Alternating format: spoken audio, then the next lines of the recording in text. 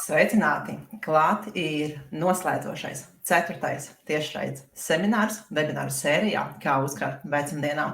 Un man ir milzīgs prieks šodien tevi redzēt. Un mēs esam tikušies jau 3 reizes līdz šim. Un pirmajā webinārā mēs runājām par finanšu pratības pamatiem un kas viņi jāņem vērā, lai uzkrātu ilgtermiņā.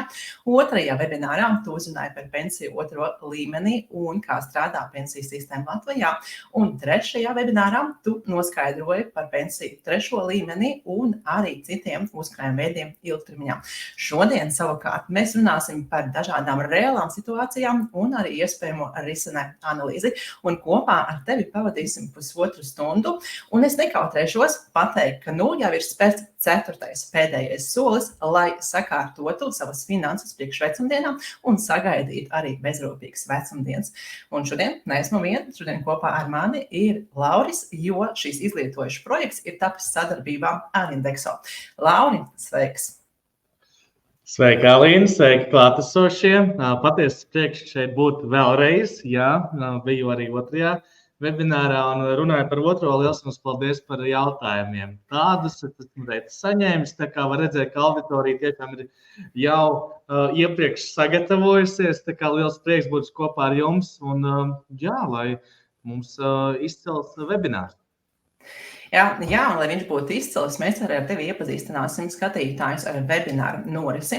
Šodien mēs esam apkopojuši informāciju no 1., 2. un 3. webināra un arī to webināru norisi izveidojam tādu, lai apskatītu kopā ar jums reālas situācijas un arī parādītu jums iespējamos risinājumus. Sākotnēji mēs parunāsim par personīgo finanšu dzīves ciklu un es arī pateikšu, kāpēc ir izdevīgi uzkrāt, kad mēs esam gados jauni. Mēs arī analizēsim pensiju plānus un šo te plānu izvēli. Un arī parādīsim, kā aprēķināt pensiju un kur to var izdarīt. Izrunāsim arī mantošanas jautājumu, un es arī parādīšu, cik ir liels skaits uz doto brīdi sabiedrībā to cilvēku, kas šo jautājumu ir sakārtojuši. Apskatīsim arī situācijas scenārijas un ko ņemt vērā, tātad, kad mēs nestrādājam, lai saprastu, kā notiek pensijas uzkrājums. Parunāsim arī par mūža polisi, jo par šo konkrēto pakalpojumu bija vairāk jautājumi, un arī izrunāsim, ko darīt tad, kad šie bezrūpības gadi vecumdienas jau ir pietuvojušies. Tad runāsim arī par pensiju pieteikumu un arī par darba stāžu pirms 1996. gada. Un arī, protams, izrunāsim to, kas jāņem vērā, ja mēs izlemjam strādāt, vai arī ja mūsu vecāki uz doto brīdi strādā. Un webināra beigās mums būs arī laiks, lai atbildētu uz jūsu jautājumiem, un kā jau ierasts, labajā pusē jūs redzat sadaļu komentāri. Tur rakstiet savus jautājumus tajā brīdī, kad mēs ar Lauri runājam, un vēlāk webināra beigās šos jautājumus moderators mums parādīs. Un izmantojot šo iespēju, šo te tiešraides, šo te ētera laiku, lai savus jautājumus uzdotu, jo mēs tiekamies šodien ar jums pēdējo reizi. Sāksim ar finanšu dzīves ciklu. Un, ja mēs atskatāmies uz mūsu dzīvi, tad mēs varam saprast, ka mūsu dzīve notiek tādās kā periodos. Sākotnēji, kad mēs piedzimstam, kad mēs esam bērni, par mūsu vajadzībām un vēlmēm rūpējas vecāki, bet tad pienāk brīdis aptuveni, kā kura 10, 15 gadu vecumā, mums parādās kabatas nauda, un mums arī parādās iespēja pašiem lemt par savu naudu, par šo te kabatas naudu un kur viņu tērēt. Un šeit grafikā jūs varat redzēt, ka ar sarkano līniju ir apzīmēts izmaksas un ar zilu krāsu ir apzīmēti ienākumi. Un kreisajā pusē tajā brīdī, kad mums parādās šī kabatas nauda, parādās šī ienākumi, mēs varam redzēt, ka ienākumu daudzums nav pietiekams, lai sektu visas nepieciešamās izmaksas. Un aptuveni līdz 20-19 gadu vecumam par visām šīm vajadzībām un vēlmēm turpina rūpēties mūsu vecāki. Bet tad mēs absolvējam skolu, un daudzi arī sāk strādāt uzreiz pēc skolas absolvēšanas vēl studiju gados. Daži sagaida universitātes absolvēšanu, iegūst profesiju, iegūst zināšanas, iegūst profesiju un sāk strādāt.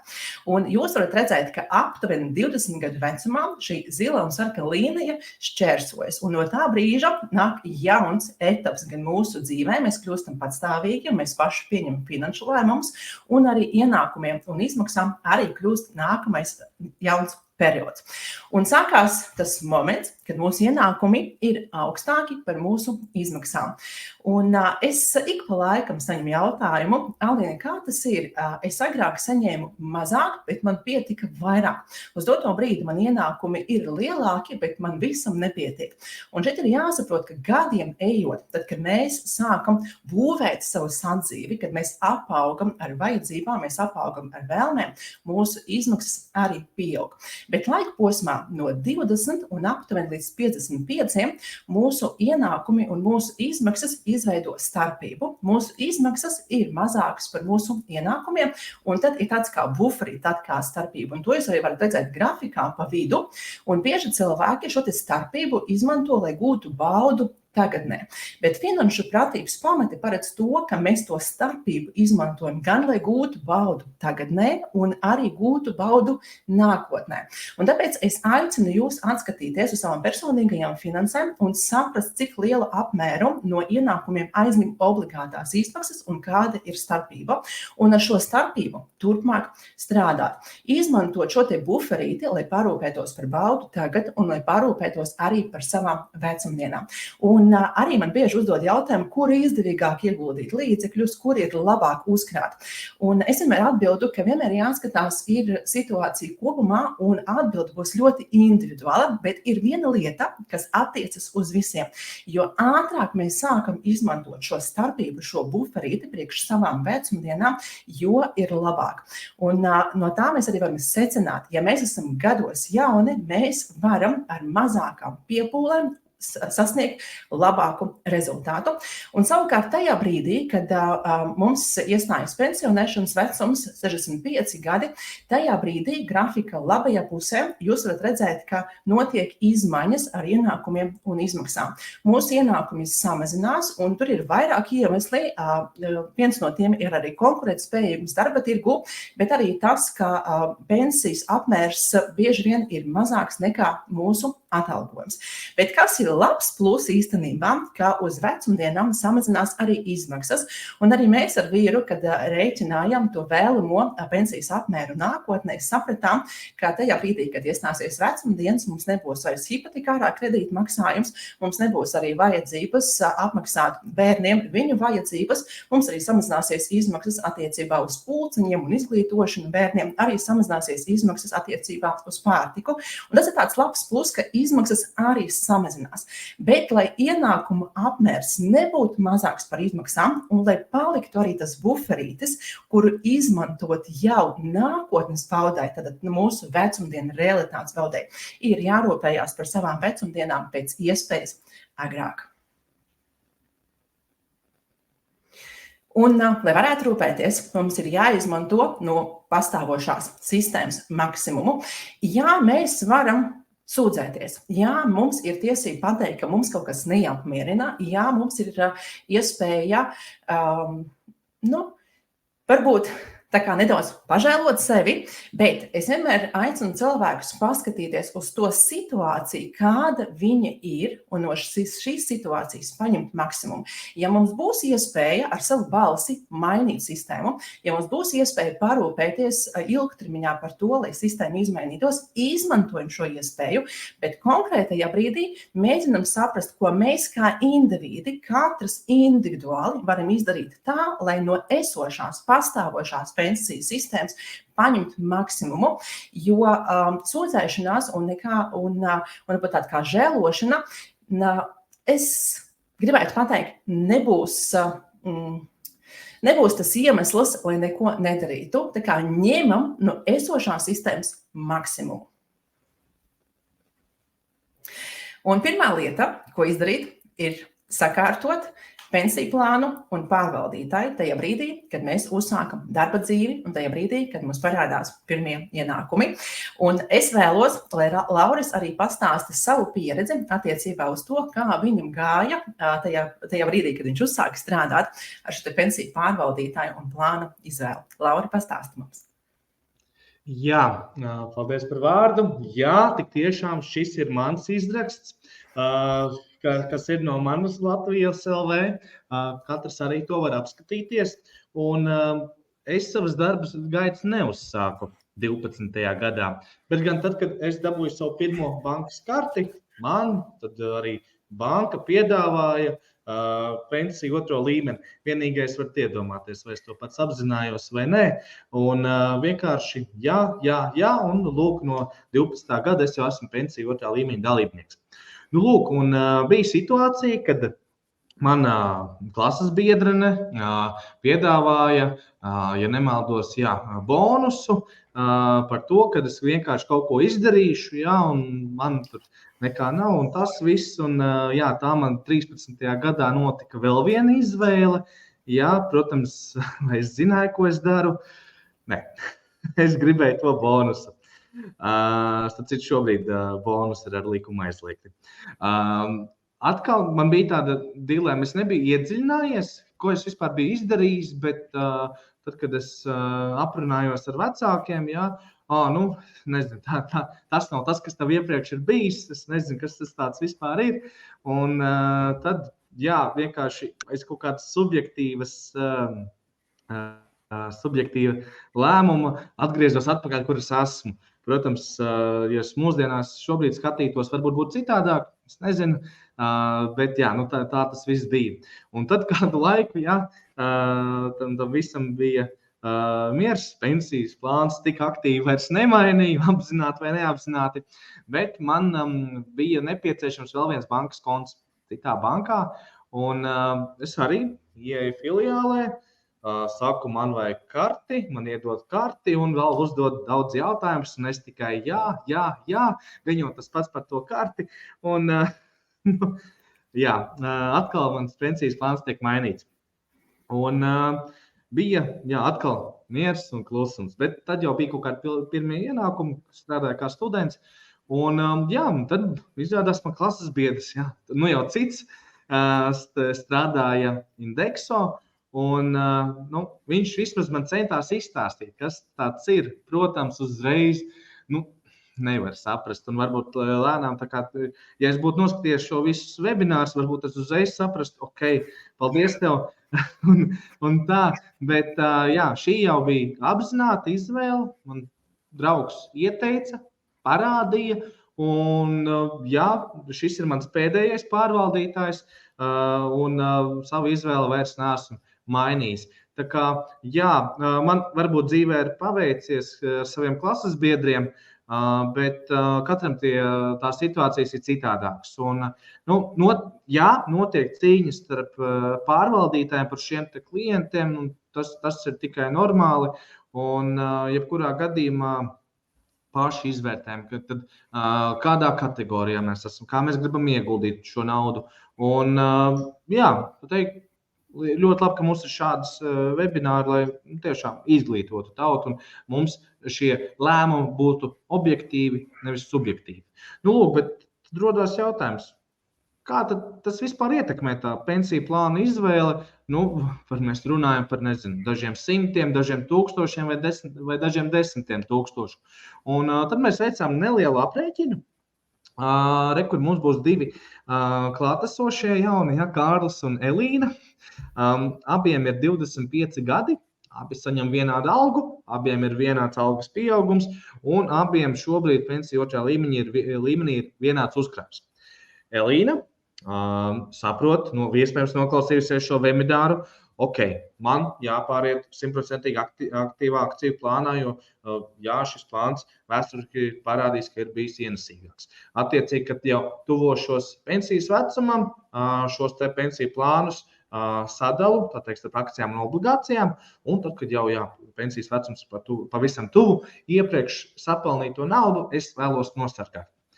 Atkal Kārlis visu savu mūžu ir pavadījis tātad pa pusēji aktīvajā pensiju plānā, kur ir gan akcijas, gan obligācijas.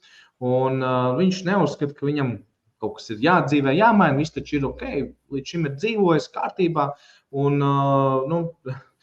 kā saka, tas pensija ēst neprasa.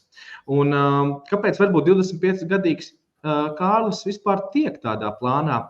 Ir tā, ka tad, kad mēs saņemam pirmo algu, valsts, tātad mūsu otrais pensiju līmenis ir obligāts un valsts mums automātiski piešķir pensiju otrā līmeņa plānu. Un attiecīgi nevienmēr tie ir bijuši atbilstoši vecumam, tāpēc arī jauniem cilvēkiem bieži mēs redzam cilvēkus, kas ir konservatīvajos plānos vai pa pusēji aktīvajos plānos, tāpēc arī jauniešiem ir jāsaprot, kur viņi ir. Un, bet tas tā, katrs pārbaudam. Kāda ir tiem rezultātiem? Zini, Laura, varbūt pirms tu stāsti par rezultātiem, es arī gribu šeit savu komentāru iedot, ka tajā brīdī, kad mēs ar vīru nolēmām sakārtot pensiju jautājumu un finanses vecumdienām, kā reiz arī bija tā, kad mēs atvērām vīra profilu, mēs ieraudzījām to, kā vīrs visu to laiku ir uzkrājis konservatīvajā pensiju plānā. Bet atkal tāda kā nianse, ka viņš bija izvēlējies konservatīvo plānu pats, jo viņam izstāstīja par riskiem, ka konservatīvajā plānā ir mazāk riski, un viņš kā cilvēks, kurš izvērtē riskus ļoti rūpīgi, ir izvēlējies, ka viņš vēlas šo mazāk risku. Bet arī svarīgi tas, ko tu minēji par savu pieredzi un par tām apzinātām izvēlēm, un arī ņemt vērā to informāciju, ar kuru mēs esam dalījušies ar tevi un Betiju webināros, ka ar termiņu, jo garāks ir mūsu termiņš, jo arī augstāku risku mēs varam izvēlēties, un lai nav tādas situācijas, ka mēs tos 40 gadus nodzīvojam ar minimālo ienesīgumu un attiecīgi arī mūsu uzkrājums neaug. Tagad par aprēķiniem. Jā, par aprēķiniem. Un aprēķini ir šādi.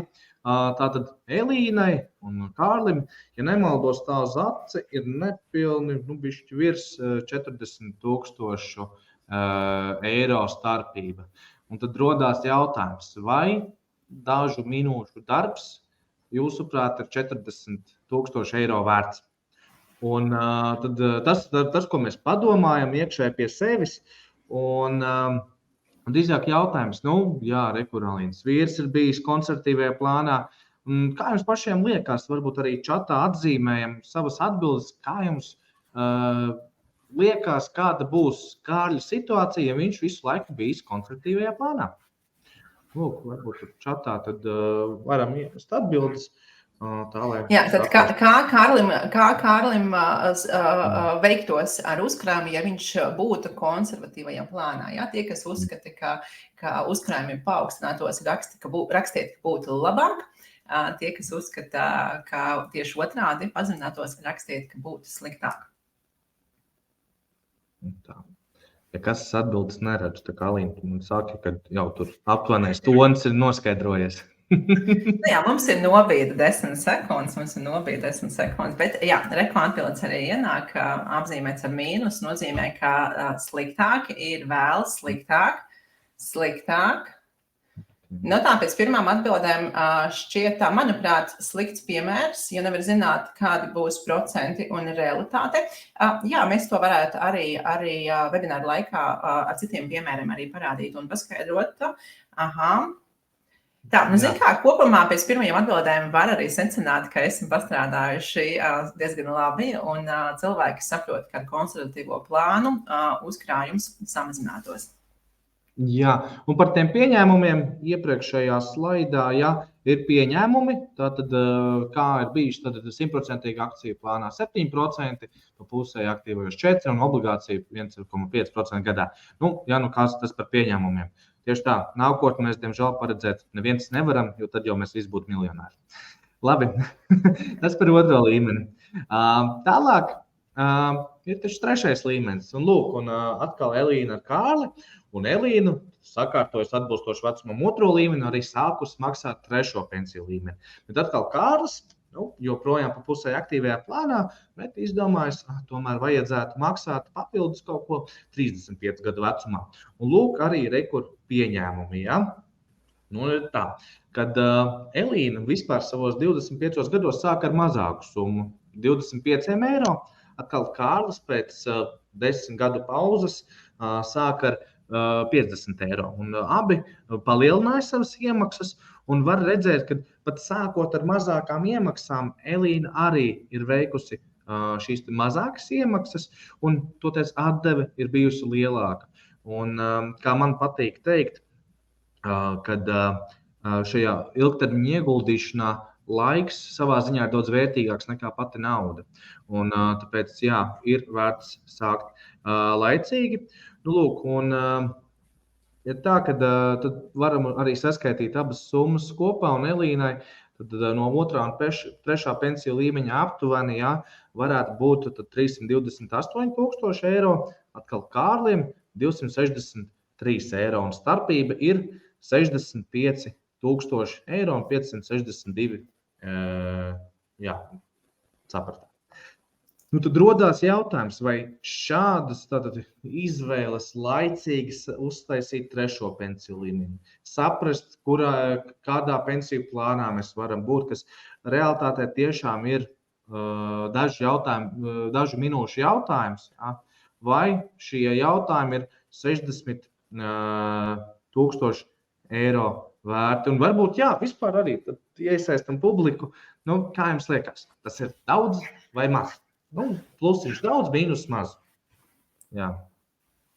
Jā, ja skatītāji ierakstiet, kā jūs prāt šīs piemērs, jo šis piemērs parāda tos pamata principus, ka pirmais pamata princips ir izvēlēties to plānu, kurš atbilst vecumam, un otrs arī tas, ka ilgtermiņā ar mazām summām mēs varam sasniegt labāku rezultātu. Un attiecīgi arī komentāros pierakstiet lūdzu, vai minētajā piemērā tā starpība jums šķiet liela, tad rakstam plusu, vai arī maza, rakstam mīnusu. Jā, un vienmēr var būt vairāk. Jā, raksta, ka vienmēr var būt vairāk. Tieši tā. Ilze atzīmēja, ka starpība ir vērā ņemama, jā, un tiešām tas ir pāris minūšu jautājums, ir tīpaši tie, kas ir noskatījušies visus webinārus un kur soli pa solim ir parādīts un pastāstīts, kā to darīt. Un Anna arī uzskata, ka šī starpība ir vērā ņemama. Un mēs šo piemēru gribējām parādīt to, ka mazas darbības un apzināts darbības, kas balstās uz izvērtēšanu, ilgtermiņā iedod vēlamo rezultātu. Nu, lūk, un saprotam, ka arī auditorija ar dažādiem vecumiem, dažādām individuālām situācijām, tāpēc valsts nāk pretī mums ar dažādiem kalkulatoriem. Viens ir pieejams manapensija.lv, un otrais ir pieejams latvija.lv. Divi dažādi kalkulatori, kur mēs paši varam saprast savu situāciju, un tad arī parēķināt un saprast, ko mēs varam darīt, lai, kā viens no komentāriem bija, ka vienmēr var vairāk un labāk, un jā, tad mēs varam pastīties gan ietekmēt paši gan savas 3. pensiju līmeņa iemaksas, gan arī neto algu, un tās ir tās lietas, ko mēs varam ietekmēt, un tāpēc, ja mums pašiem liekas, ka tas nav gana, jā, tas ir mūsu rokās. Nu, lūk, tas tā nedaudz par aplēķiniem aicinu, tad jā, katru arī apskatīties, parēķināt, paspēlēties ar kalkulātoru un saprast, kas mums pašiem liekas priekš sevis. Jā, un mūsu webināra moderators komentāros ir iesūtījis saitus, uzklišanot, uz kuriem var pāriet uz kalkulātoru, bet es aicinu uz doto brīdi nespēlēties ar kalkulātoru, bet piesaistīties webināra saturam un pēc webināra izklikšķināt kalkulators, bet vēl labāk ir apsēsties kādā vakarā pie galda un varbūt arī kopā ar partneri un arī pārmodelēt situācijas, jo personīgajās finansēs ir tīpaši ilgtermiņā viens no panākuma atslēgas momentiem ir kā reizu modelēšana, jo tad mēs saprotam, kāds varētu būt tas rezultāts, un mēs tagadnē varam viņu pieslīpēt tā, lai tas rezultāts mūsu ilgtermiņā apmierina. Jā, un viena no lietām, par kuru es gribu parunāt īpaši nopietni, ir mantošanas jautājums. Jo pēc 2022. gada datiem 71% Latvijas iedzīvotāji nav veikuši mantošanas izvēli. Un šeit, protams, ir tas jautājums, kādēļ, vai tāpēc, ka cilvēki neizprot tās iespējas, kāds pastāv, nevar izvēlēties priekš sevis izdevīgāku, vai arī viņi nezin par šo iespēju, ka var izvēlēties mantošanas iespējas. Un pat cik man pašai ir 2 bērni, un pat cik es esmu arī laulībā, un man ir partneris, mantošanas jautājums ir tas, ko es risinu tagadnē, jo dzīvē var notikties viss kaut kas, un mantošanas iespēja ir arī viens no tādiem drošības aspektiem, ka es zinu, ka gadījumā, ja notiek kāds nelaimes gadījums, tad mani tuviniekiem ir iespēja parūpēties par savu ikdienu, un viņiem ir arī tāds nosacīts varbūt buferītis, lai varētu nostēties atpakaļ uz sliedēm un turpināt ikdienu un uzturēt dzīves kvalitāti. Tad attiecībā uz mantošanu ir 3 iespējas, un tas jautājums ir, kuru izvēlēties. Es jums parādīšu visas 3 iespējas, bet kuru izvēlēties, tas ir katra cilvēka individuāls lēmums.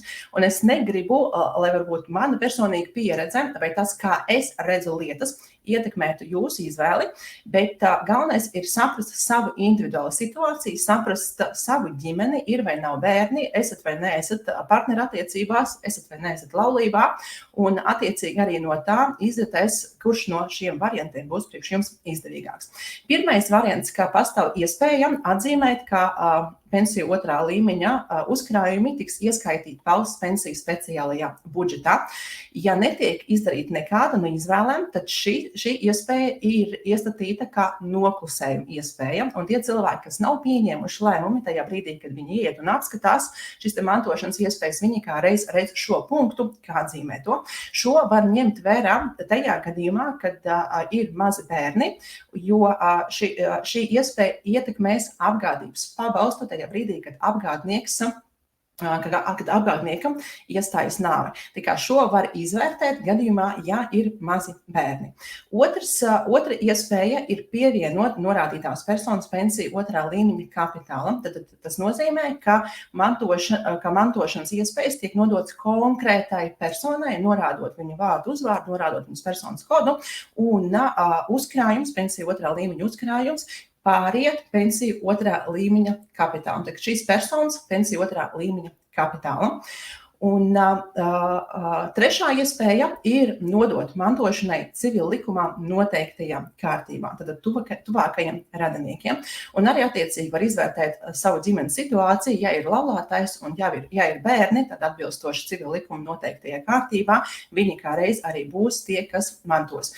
Un šo jautājumu es arī aicinu pārunāt ar partneri, ja esat partnerattiecībās un ja neesat, tad izvērtēt individuāli un varbūt arī vairākas dienas vienkārši savā prātā padzīvot ar šo te domu, gadījumā, ja kam es vēlētos nodot mantojumā savu pensiju 2. līmeņa uzkrājumu, un kas ir labi, ka savu izvēli var arī mainīt neierobežotu skaitu. Jā, tas ir par mantošanu, bet jautājums ir svarīgs, un ņemot vērā arī statistiku, 71% iedzīvotāji nav šo jautājumu sakārtojuši. Es aicinu to izdarīt tagadnē un laicīgi. Un turpinot tālāk par dažādām dzīves situācijām, mēs esam sagatavojuši dažādu dzīves situāciju apskatu, jo mēs varam arī konkrētajā laika posmā nestrādāt, bet vienmēr rodas jautājums, kas notiek tajā brīdī ar mūsu pensiju. Un gribu apskatīt tādas sabiedrības grupas kā jaunās māmiņas un bezdarbnieki, jo tas ir tas periods, kurā mēs saņemam pabalstu un kas notiek tajā brīdī ar mūsu pensijas uzkrājumiem. Ar bezdarbnieki pabalsta saņēmēji ir sociāli apdrošināti, bet tikai pensijai. Un tas nozīmē, ka tie bezdarbnieki, kas saņem pabalstu, ka par viņiem tiek veikts obligātās iemaksas, kuras veic valsts. Un iemaksu objekts, no kura tiek veikts obligātās iemaksas, ir bezdarbnieka pabalsts. Un attiecīgi, ja kaut kādā konkrētajā brīdī jūs esat bezdarbnieka pabalsta saņēmēji, jūs saprotat, ka par jums tiek veikts šis obligātās iemaksas, bet tikai attiecībā uz pensiju. Un savukārt attiecībā uz jaunām māmiņām, sākot no 2022. gada 1. jūlija ir izmaiņas, un par personu, kas kopa bērnu līdz gada vai pusotra gada vecumam, un šeit varbūt ir jāpiemina, ka ne tikai jaunās māmiņas, bet arī jauni tēti, kuri arī aiziet bērnu kopšanas atvaļinājumā, tad par šīm personām tiek veiktas arī obligātās iemaksas, ņemot vērā abu pabalstu apmēru, tad gan vecāku pabalstu, gan bērnu kopšanas pabalstu, un valsts no abu pabalstu kopsumas veids valsts sociālās apdrošināšanas obligātas iemaksas šīs personas pensijā, gan bezdarbā, gan arī invaliditātes apdrošināšanai. Un šis arī tāds varbūt svarīgs moments, ko zināt un atcerēties, ka arī tajā brīdī, kad mēs esam bērnu kopšanas atvaļinājumā, par mums veic šīs obligātas iemaksas valsts, tā, lai ja uzkrājums pensijai mums veidotos. Bet kā tad ir ar pašnodarbinātajiem? Atceros kā tad ir ar pašnodarbinātajiem? Jā, atceramies jau iepriekšos divus piemērus, šoreiz Annu un Jāni, kuriem abiem bija 1500 eiro alga, un viņi tātad no savas minimālās algas maksāja tātad pilno valsts sociālās apdrošināšanas obligātās iemaksas, tātad VSAOI pilnā apmērā, bet atkal no atlikušās summas, kas šoreiz ir 880 eiro, tad atkal Anna maksāja šos 10%, kas ir konkrēti pensijā, un Jānis atkal, kas maksāja pilno. Lūk, un vienkārši vēlējāmies pastiept to laika līniju garāku, un tad apmēram saprast, kuras ir tās priekšrocības vai situācijas un izvērtējums. Jo tad, šis ir tikai par iemaksām, tad 20 gadus viņi turpināja maksāt vienu un to pašu. Un Anna tātad maksājusi šo te obligāto, gan arī tikai pensijā, un viņai pensijas kapitāls būs krietni mazāks. Un arī tajās dzīves situācijās, kad kaut kas nenotiek tā, kā mēs to būtu ieplānojuši, no šīm iemaksām viņai nekā daudz nebūtu, un tāpēc, viņa atkal paliek varbūt vairāk nauda uz rokas, un varbūt viņa ir pati veidojusi savu drošības spilvenu vai ko tādu, un varbūt ir tāds variants. Atkal Jānis maksāja šīs visas iemaksas, tad pilno VSAOI, un tad, viņa pensija kapitāls ir iemaksas krietni lielākas, un arī, ja viņam dzīvē kaut kas notiek, piemēram, slimības vai iepriekš minētie piemēri, piemērs konkrētais par šo te patentātas maksas. Viņam atkal šis te pabalsts ir daudz lielāks. Un, abi veic iemaksas otrajā pensiju līmenī, kur tā atdeve līdz vēsturiski ir bijusi 8–10% ilgtermiņā, tad šajos te pensiju fondos. Un tad, rodās jautājums, vai mēs paši ieguldot šo naudu varēsim nodrošināt līdzīgu atdevi. Un otrais, vai tajās dienās, kad mēs nedrīkstēsim vai nevarēsim strādāt, mums būs šīs te atbalsts. Jo viena lieta, ko es vēlos uzsvērt, šis te VSAOI, tā ir nauda, ko mēs atliekam paši sev. Un, protams, tur aiziet pēc tam nodokļi, bet tas ir tās nebaltās dienas, kur mūsu valsts par mums parūpējās. Saprotu, Alīna, tev ikdiena arī sanāk bieži strādāt ar pašnodarbinātajiem. Ko viņi paši par to saka? Jā, tā ir pie manis. Ja skatīties proporcionāli, tad diezgan liels īpatsvars tieši griežas pašnodarbinātās personas. Bet šeit arī jāsaprot, ka, ja mēs skatāmies uz to naudas plūsmu, tad pašnodarbinātām personām naudas plūsmas ir divas. Jo viena plūsma ir priekš saimnieciskās darbības, un otra plūsma ir priekš personīgām finansēm, priekš ikdienas. Un es aicinu cilvēkus, kas ir pašnodarbinātās personas, skatīties uz savu naudas plūsmu no uzņēmēja darbības skatu punkta un attiecīgi skatīties un saplānot, cik ir nepieciešami līdzekļi, lai ikdienā un arī ilgtermiņā uzturētu saimniecisko darbību un tāpat arī neaizmirst par sevi un neaizmirst par to, ka papildus saimnieciskai darbībai ir arī tā privātā dzīve, kur arī ir nepieciešams personīgās finanses. Un tas svarīgākais ir uzturēt to balansu, lai gan saimnieciskā darbība varētu uzplaukt, un tur būtu arī līdzekļi, uz kuriem attīstīt, bet tāpat arī atcerēties, ka varbūt dažādas situācijas, gan slimības lapas, gan arī bērnu kopšanas atvaļinājums, gan arī vecumdienas, un veltīt arī līdzekļus priekš sevis pašam, priekš tā kā virzīt līdzekļus arī personīgajām finansēm. Paldies, Alīna. Tur mums ir vēl viena grupa. Ģimenē viens pelnītājs. Kā tad ir tur? Jā, ģimenē viens pelnītājs. Vispār kopumā finanšu modeļi ģimenēs ir atšķirīgi.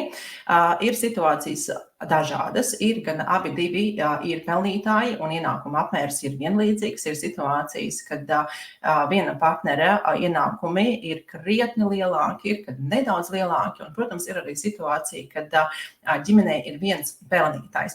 Protams, ja mēs tā skatāmies, tad abi divi partneri strādā, bet katrs strādā ar savu mērci. Viens rūpējas par to, lai ģimenē būtu ienākumi, otrs savukārt rūpējās par bērniem un par mājokli.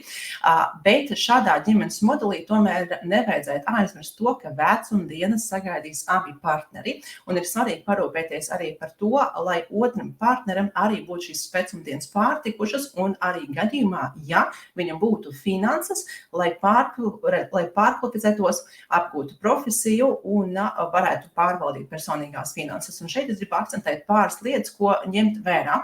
Pirmais ir apdrošināšana, un variants ir apdrošināties nāves gadījumu, apdrošināties, ja iestājās darbnespējīgums, un tāpat arī padomāt par iespēju, varbūt arī kā no apdrošināšanas skatu punkta, veikt iemaksas pensiju 3. līmenī par otru partneri un veidot arī brīvprātīgus uzkrājumus, tā lai abiem partneriem vecumdienās būtu ienākumi.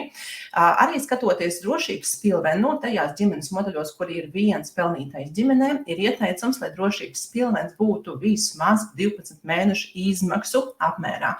Un tas nozīmē, ka atkal cilvēkiem ir jāapsēžās kopā, savstarpēji ir jāsaprot, cik liels ir tas obligātas izmaksas mēnešu ietvaros un jāsāk uzkrāt to drošības pilvenu, lai pietiktu 1 gadam, gadījumā, lai otrs partneris varētu iegūt izglītību, profesiju un sāktu strādāt un pārņemtu rūpes par ienākumiem.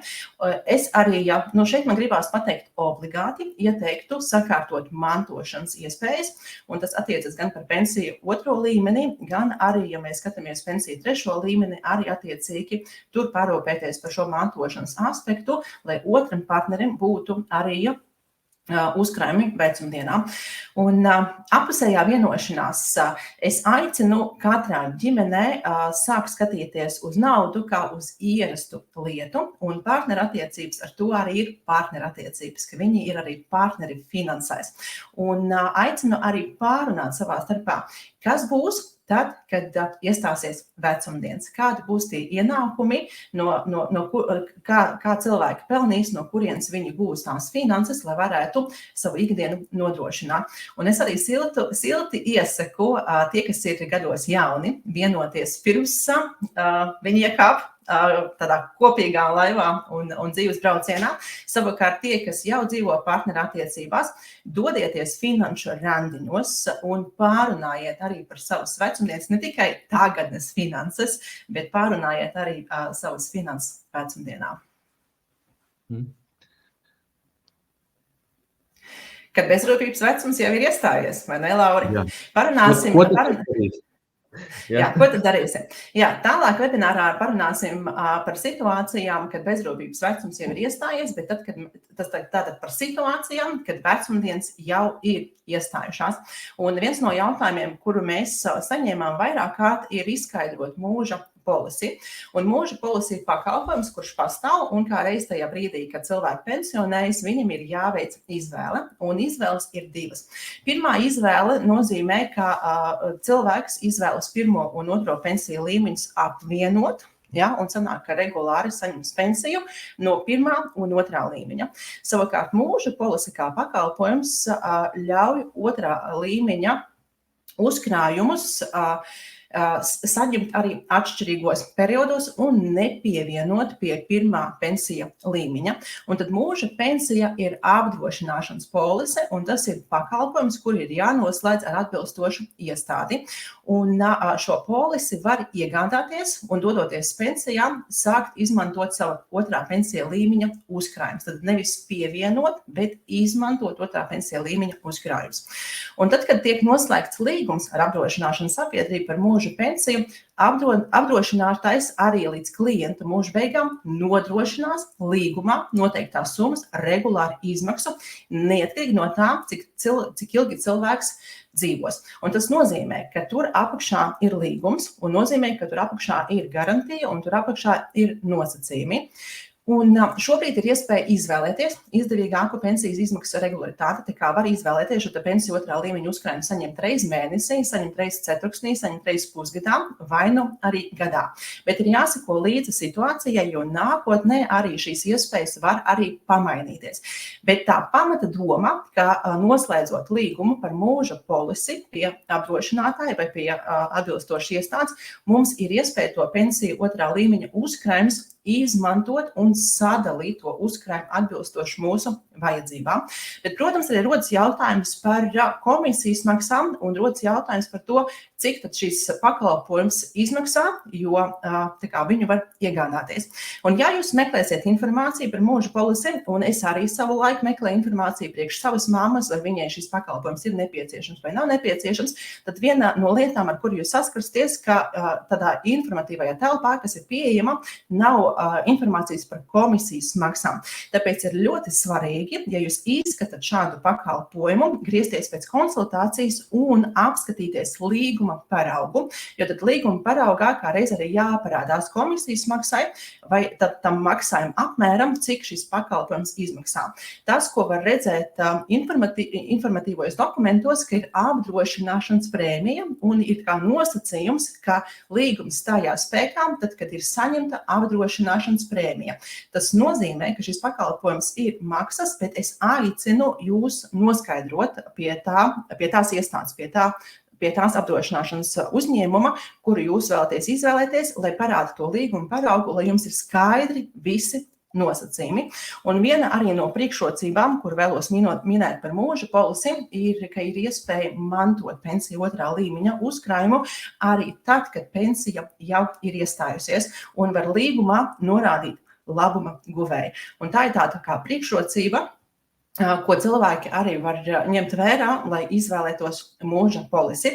Attiecībā uz manu personīgo pieredzi un uz manu mammu otrā pensija līmeņa uzkrājums viņai nebija salīdzinoši liels, un kad mēs apskatījāmies, kā būtu, ja mēs sadalītu uzkrājumu daļās, mēs sapratām, ka viņai tas nav īsti izdevīgi, un pat cik arī uzkrājums nav bijis liels, arī mantošanas iespējas arī kļuva nenozīmīgs. Un tāpēc mamma vienkārši izvērtēja savā individuālā situācijā, ka viņa apmienos pirmo un otro pensiju līmeni un saņems regulāras pensijas katru mēnesi, bet par mūža polisi ir jālem individuāli un vienkārši jāņem vērā priekšrocības, ko sniedz mūža polise, jāņem vērā, kas ir atrunāts līgumā, kādi ir nosacījumi un ir jāsaprot, kas jums ir izdevīgāks. Nu, lūk, bet kas tad jāzina tiem, kas turpina strādāt pensijā? Nu, lūk, un tā galvenā ideja, ko mēs vēlamies uzsvērt, ir tas, ka tas nenotiek automātiski. Tātad es jau saņemu savu pensiju, bet turpinu savas gaitas, darba gaitas. Un man nebiežākā reizi gadā man ir pašam jāvēršās uz Valsts sociālās apdrošināšanas aģentūru, lai iesniegtu šo te pārēķinu, jo es jau saņemu naudu no tā iepriekšējā nostrādātā stāža, bet tās visas iemaksas, ko es jau tekoši veidoju, tās vēl nav tikušas ieliktas aprēķinā. Tāpēc, lūdzu, daram to paši, saprotam, vai strādājam vai nē, vai esam jau to darījuši, bet ja kas, tas automātiski nenotiek. Un saprot, Alīna, tev ar šo arī ir bijusi personīga pieredze. Personīga pieredze, pieredze manā ģimenē. Man pašai personīgi bet pieredze manā ģimenē.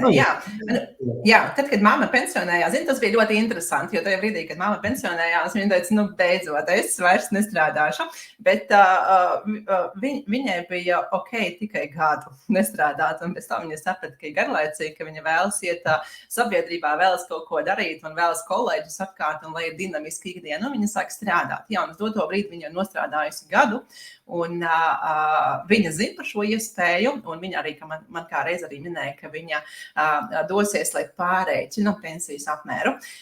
Ziniet, kā tas darba gaitas pensijas vecumā, manuprāt, tam ir vieta, un tam ir jābūt ar prieku. Jā. Lūk, bet tad tev tāds liels arī novēlējums arī daudziem, Alīna, ir, kad, ka nekļūstam par finansiālo slogu saviem bērniem. Un šī arī tāda viena no lietām, ko mēs ar vīru apspriedām ceļā uz savu finansiālo neatkarību un ko mēs arī uzlikām par vienu no prioritātēm, ka mēs nevēlamies kļūt par finansiālo slogu saviem bērniem. Un tas nozīmē, ka tajā brīdī, kad bērni uzsāks dzīvot patstāvīgi, mēs gribam, lai viņi var rēķināties uz visām savām finansēm un nedomāt par to, kā palīdzēt mums. Un mēs arī īstenībā uzskatām šo par savu pienākumu un par tādu kā atbildību attiecībā pret saviem bērniem. Un varbūt tāds arī personīgāks stāsts, par kuru es nevienu nekur neesmu vēl līdz šim dalījusies, bet es ceru, ka mana mamma neskatās šo webināru, jo tad, kad viņa skatās, tad viņa uzzinās lietas, par kurām viņa vēl nezina. Bet tajā brīdī, kad mamma pensionējās un kad mēs ar brāli uzzinājām viņas pensijas apmēru, mēs, nezinot mammai, kopā ar brāli apsēdāmies un savstarpēji izrunājām gadījumā, kā mēs finansiāli atbalstīsim savu mammu. Bet atkal šeit ir jāpiemina tā lieta, ka manas mammas situācija ir raksturīga mammas paaudzes situācijai, jo viņa izauga nedaudz citādāk domāšanas veidu un viņai bija grūti pārorientēties tajā, ka viņas lēmumi ietekmēs viņas nākotni, bet mūsu šī paudze, jauna paudze, viņa kā reiz var mācīties no iepriekšējās paudzes kļūdām un paņemt tos grožus savās rokās un pašiem veidot uzkrājumu vecumdienām. Un, mamma to nezina, bet mēs ar brāli esam finansiāli gatavi atbalstīt mammu, un mēs arī savstarpēji izrunājām mūsu budžets, kurš cik lielu apmēru var virzīt, lai mammai palīdzētu. Un es arī šajā sakarā palielināju drošības pilvenam apmēru, iekļaujot tur arī līdzekļus, ja man pēkšņi būtu jāpalīdz mammai finansiāli. Bet tas ir tāds iedvesmas moments. Es aicinu visus, kas uz doto brīdi ir darbspējīgā vecumā, visi, kas strādā, pēc iespējas ātrāk sāk rūpēties par savām vecumdienām, lai nākotnē saviem bērniem iedot varbūt arī daļai finanšu brīvību. Lūk, tas ir tavs viens piemērs, bet vienmēr ir interesanti arī apskatīties statistiku. Un šeit no finanšpratība.lv pēdējais maija pētījums iesaku visiem apskatīties šo pētījumu, kā tad mums vispār valstī veicās ar finanšu pratību un kā tā ir uzlabojusies, vai tieši otrādi. Lūk, un šeit daudz ko jau ļoti var sasaistīt ar to, ko mēs tiešām runājam. Pirmais par strādājošiem pensionāriem, kas arī 37% plāno turpināt strādāt. Un otrais, par tavu piemēru, kad 20% paļaujās uz ģimenes atbalstu un arī 16% jau konkrētāk uz savu laulātā vai partneru atbalstu. Vēlos vērst uzmanību uz šīm divām ailēm, jo tās ir tās lietas, ko jūs paši neietekmējat. Tad ir bijusi citādāk domāšana, citādāk pieredze, tas viss ir kārtībā. Bet paskatoties uz pārējiem stabiem, tas ir tas, ko mēs paši varam ietekmēt. Un vēl viena pozitīva lieta, kad cilvēki vairāk apzinās un saprot to, ka vislielākā daļa paļaujās saņemt valsts pensiju, un tas ir tikai apsveicami, jo visi saprot, man tāda būs. Un cenšamies par to parūpēties. Tā kā, vēlreiz aicinu apskatīties pētījumu, ļoti interesanti, un pie kāds tējas krūzes vakarā uzzināsiet daudz ko jaunu. Zini, Laura, es tev klausījos un nodomāju, ka es ļoti ceru nākamgad šajā statistikā ieraudīt vēl lielāku procentu skaitu par 77, ņemot vērā, ka mēs esam novadījuši šo izglītojošo projektu. Tā kā, jā, tiešām ar katru gadu es domāju, ka šī situācija uzlabosies, kā reiz arī pateicoties Indexo un citiem uzņēmumiem, kas rūpējas par pieejamāku finanšu vidi un kas skaidro sarežģītas lietas vienkāršā valodā. Jā. Lūk, un mēs visu laiku runājam par periodu pirms pensijas, tad arī pēc pensijas, bet īstais tas lielais jautājums, kā vispār pieteikties pensijai. Jo es saprotu, ka ir arī auditorija, kas domā arī par saviem vecākiem, un visdrīzākais jūs arī palīdzēsiet saviem vecākiem pieteikties pensijām. Es tā biju. Man mamma kā reiz arī man zvanīja un teica, Aline, ir laiks, man vajag tavu palīdzību. Un man liekas, tas arī ļoti normāli, un cik man vispār manā informatīvajā burbulī lietas notiek, mēs bērni palīdzam saviem vecākiem. Tā kā Laura izstāstīja priekš manis un arī priekš citiem, kuriem ir vecāki, kas drīzumā pensionēsies, kā tad pieteikties pensijai?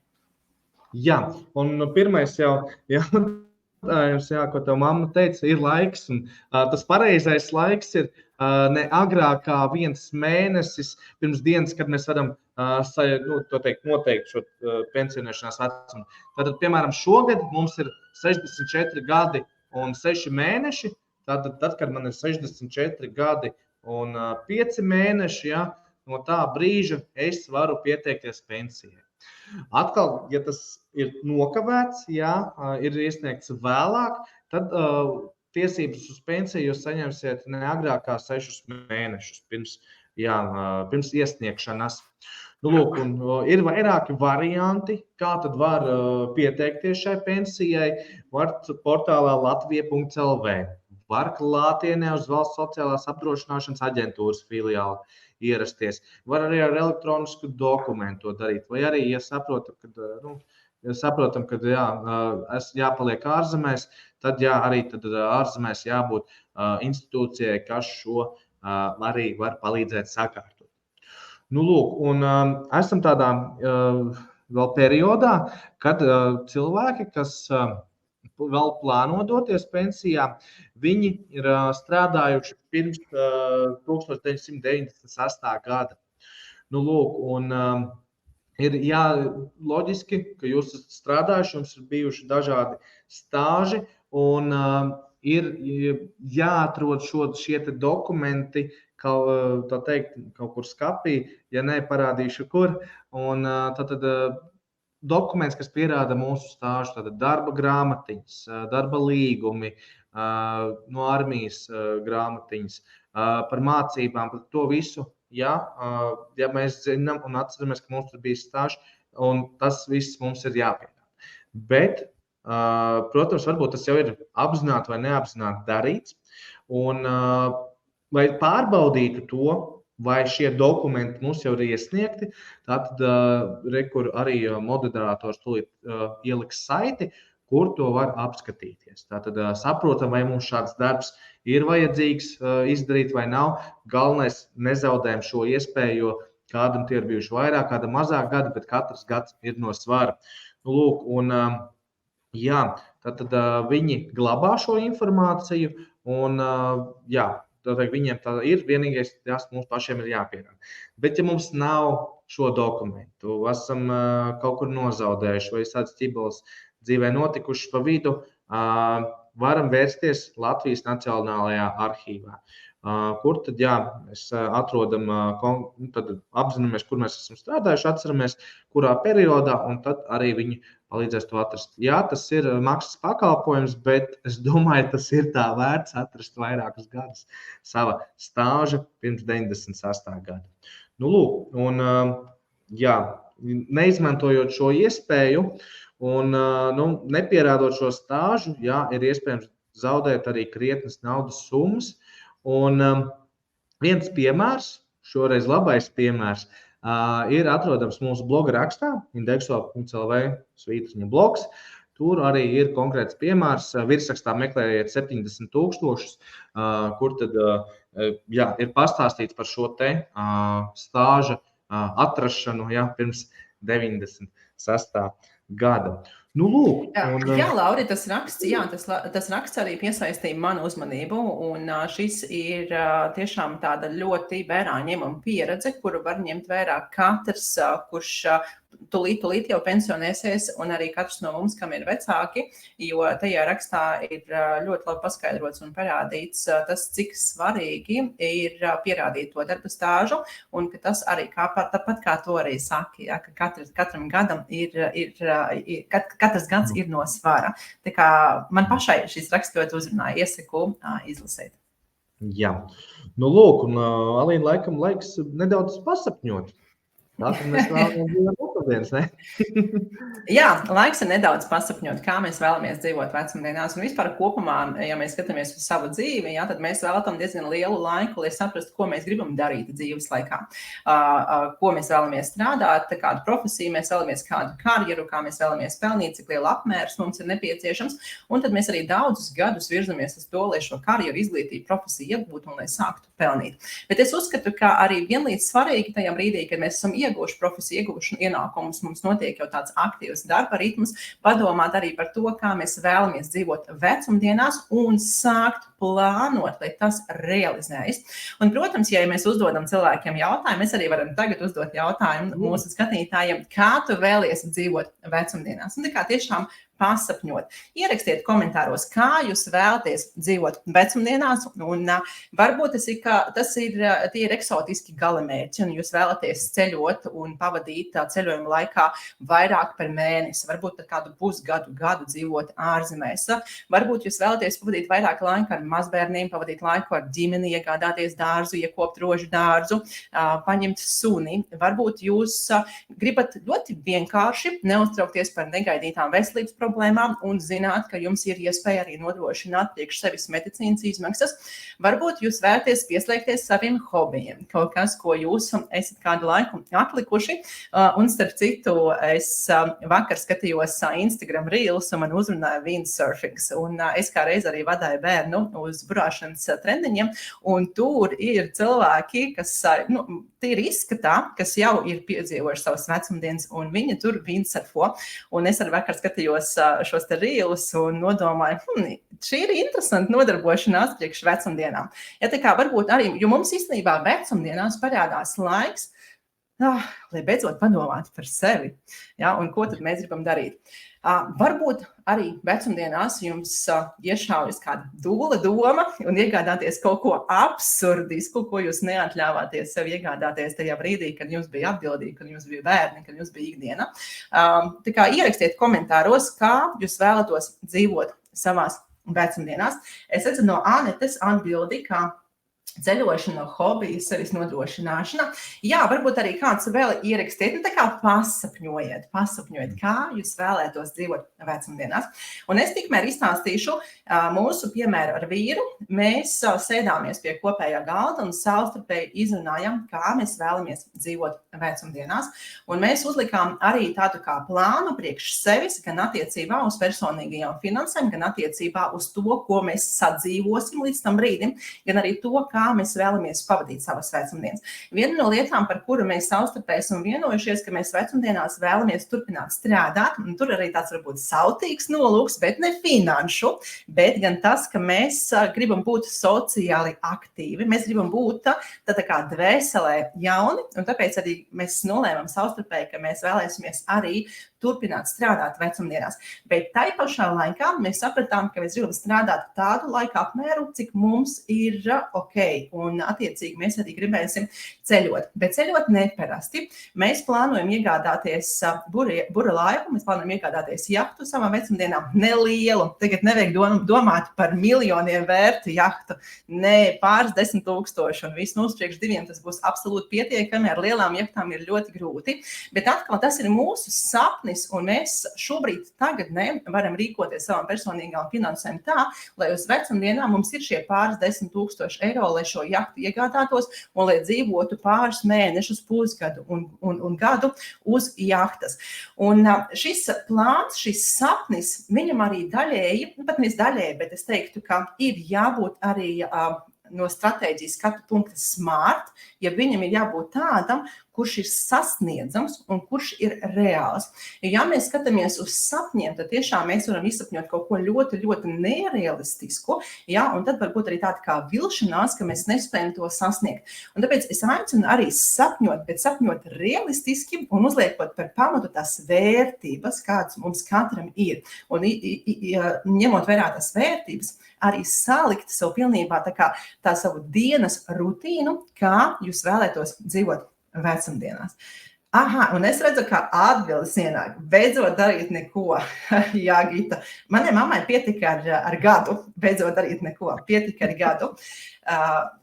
Bet jā, par šo te darīt neko ir forši, bet forši arī tad, kad ir finansiālā stabilitāte un tu zini, ka tu vari jebkurā brīdī sākt darīt kaut ko. Tā gribu, lai nebūtu jādomā par naudu un būtu iespēja atstāt savām nākošajām 3 paudzēm finansiālu neatkarību. Jā, tas mērķis ir, es teiktu, ļoti tāds cēls. Un īstenībā nedomāt par naudu, es šo redzu tagad savā mātei to bezrūpības momentu, ka viņa zina, ka katru mēnesi viņai ienāks pensija. Un es pilnībā noķēru viņas tas bezrūpības momentu, jo man iekšā un manā vīrā iekšā un arī man draugu paziņu lokā ir vēl šī atbildība par savām finansēm katru reizi rūpēties, lai būtu, lai augtu profesionālajā jomā, izglītotos, domātu par ienākumu apmēru palielināšanu, bet pensijas vecums, viņš esam tas no finanšu skatu punktu bezrūpības moments. Tu zini, ka tev katru mēnesi pienāks tā pensija. Bet tagad es gribu parunāt par to smart aspektu, par to, kad mēs uzstādām šos te mērķus, kuri ir sasniedzami, jo, ja mēs uzjautājam, cik tev būtu nepieciešami līdzekļi ikdienā, nākotnē cilvēkiem pasapņot, tad bieži vien cilvēki šos ciparus pasaka krietni lielākus nekā reāli vajadzētu. Un kā tad aprēķināt, cik man vajadzēs pensijā? Bet šeit es vēlos, lai jūs ņemat par pamatu šī brīža dzīves kvalitāti un arī savu vēlamo dzīves kvalitāti nākotnē, un lai jūs arī saprotat personīgās finanses un reāli paskaitiet, cik būtu nepieciešami līdzekļi, lai nākotnē nodrošinātu šo savu sapni. Un es aicinu arī ņemt vērā to, ka vecumdienās izmaksas samazinās, un es arī aicinu ņemt vērā to, ka mēs ar savām darbībām varam panākt to, ka vecumdienās izmaksas samazināsies, un tāpēc arī vecumdienās mums īstenībā varētu pietikt ar mazāku naudas summu. Un atkal piemērs no manas dzīves, ko mēs ar vīru izrunājām, ka mēs, kad būsim vecumdienās, priekš mums diviem nebūs nepieciešams liels mājoklis, un viens no plāniem, kā mēs plānojam samazināt izmaksas un iegūt papildus līdzekļus, ir pārdot esošo mājokli un iegādājoties krietni mazāku. Un attiecīgi arī šādi tie soļi attiecībā uz vecumdienām palīdz arī ieraudzīt to reālo bildi, kur es vēlēšos dzīvot, kādu ikdienu es vēlos, kā es vēlēšos strādāt, kā es gribēšu pavadīt laiku gadu ietvaros vai ceļot, vai kopā ar bērniem, vai iekārtot dārzu. Tas viss kopumā arī ļaus saprast, cik ir nepieciešami līdzekļi pensijas vecumā, lai nodrošinātu vēlamo dzīves kvalitāti. Aprēķins ir ļoti vienkārši. Jūs paņemat to naudas summu, kas ir pirmajā rindā, tad 500 eiro, kura jums ir nepieciešama pensijas vecumā. Tad 500 eiro jūs vēlētos, lai jums būtu tāda pensija, un jūs reizinat ar gadu skaitu, cik jums ir atlikuši līdz pensijai. Tad piemērā ir 17 gadi, un tālāk reizinat ar 12 mēnešiem. Un iznākumā jūs saņemat summu, kas ir 102 000, un šī summa ir tas apmērs, kurš ir jāuzkrāj 17 gadu laikā, lai pēc tam būtu pensijas apmērs 15 eiro. Un tas arī parāda to, ka var to aprēķinu izveidot arī ļoti vienkāršu un tās situācijas pamodelēt un saprast, cik ir nepieciešams tas apmērs vecumdienās. Un savukārt, ja jūs vēlēsties, lai pensijā būtu lielāka summa, piemēram, 1000 eiro, tad jūs saprotat, ka jums jāuzkrāj 2 reizes vairāk, kas ir 204 eiro.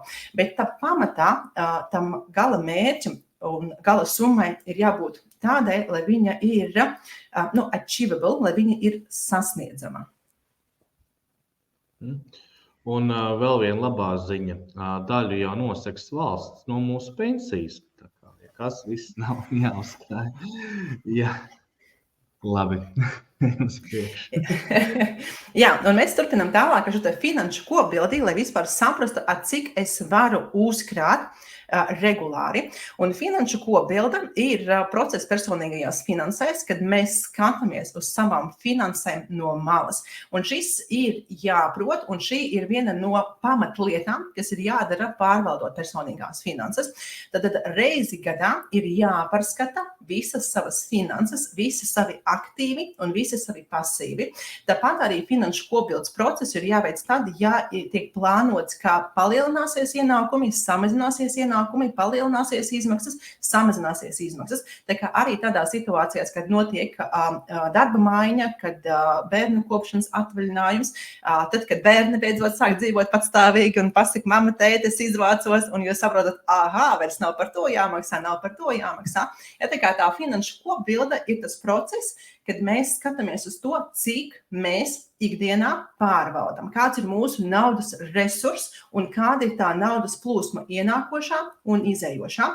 Un tajā brīdī, kad mēs redzam šo te finanšu kopbildi, mēs tur skatāmies gan regulārs ienākumus, gan arī neregulārs ienākumus, kas, piemēram, ir nodokļa atmaksa, dažādas prēmijas, dāvana nauda, ko mēs saņemam dzimšanas dienās. Mēs skatāmies tur visu ienākošo naudu, kuru mēs pārvaldam.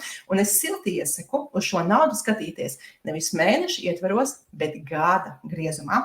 Un ja, piemēram, regulāri ienākumi ir 1000 eiro, un ja mēs skatāmies uz tiem 1000 eiro, tad bieži vien arī uzdevums šai naudai ir salīdzinoši neliels, un mēs domājam, ko es varētu darīt ar 1000 eiro. Es varētu nopirkt to, iegādāties šo, varbūt arī nedaudz uzkrāt.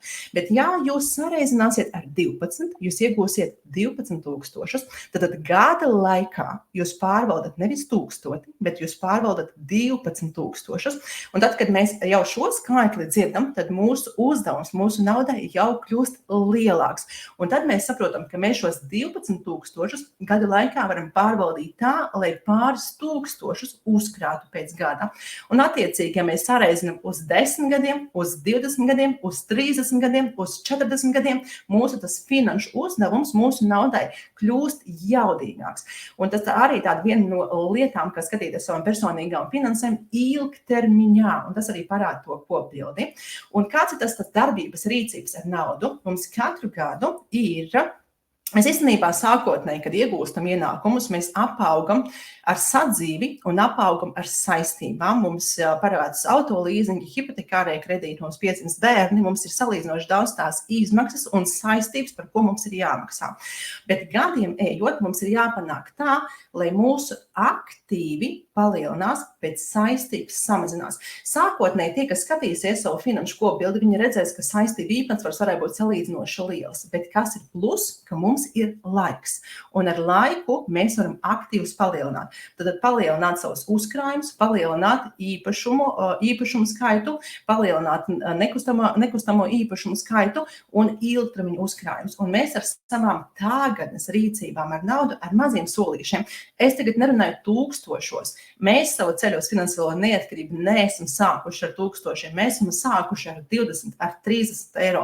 Mēs esam pārskatījuši savas izmaksas, mēs esam samazinājuši savus budžetus attiecībā uz pārtiku, attiecībā uz apģērbu. Un tā no katras kategorijas, tur 5 eiro, tur 10 eiro, tur 5 eiro, tur 10 eiro, mēs sākām veidot savus uzkrājumus. Un tad gadu laikā, vecumdienās, mēs tad ieraugam to finanšu kopbildi, kad mums ir aktīvi, bet nav saistības.